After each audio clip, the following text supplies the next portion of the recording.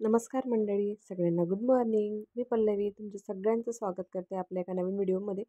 4-5 दिवस झाले असतील आपले व्हिडिओ काही आले नाही, कारण की आम्हाला कसं झालं, क्वार्टर शिफ्ट करावं लागलं.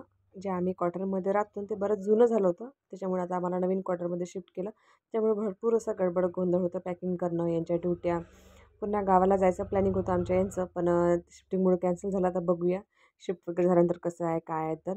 आणि बघू शकता असं आम्ही पूर्ण पॅकिंग वगैरे करून घेतलं आणि पूर्ण पसारा पसारा होता. पूर्ण अलमारी वगैरे कपडे वगैरे शिफ्ट म्हणजे अगोदर पॅक केले. त्यानंतर मग आता किचनची बारी होती.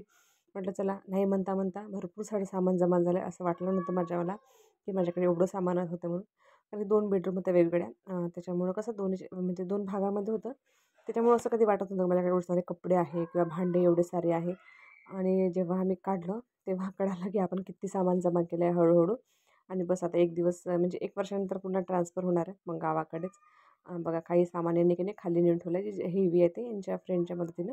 तसं गाडी वगैरे होते यांच्याकडनं. हेल्पर लोकही असतात, जे सिव्हिल लोक असतात ते आतमध्ये कामाला आहे रोजाप्रमाणे. त्यांना म्हटलं ते पण येतात.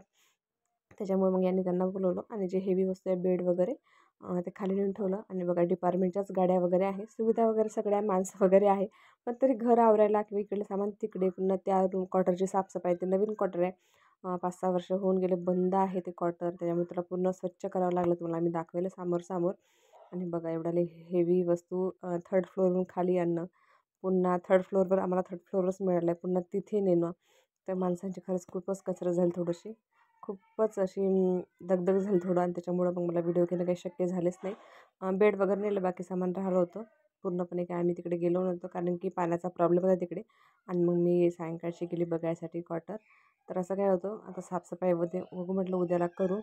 चला मग आजचा व्हिडिओ इथंच एंड करते. तुम्हाला कसं नक्की सांगा.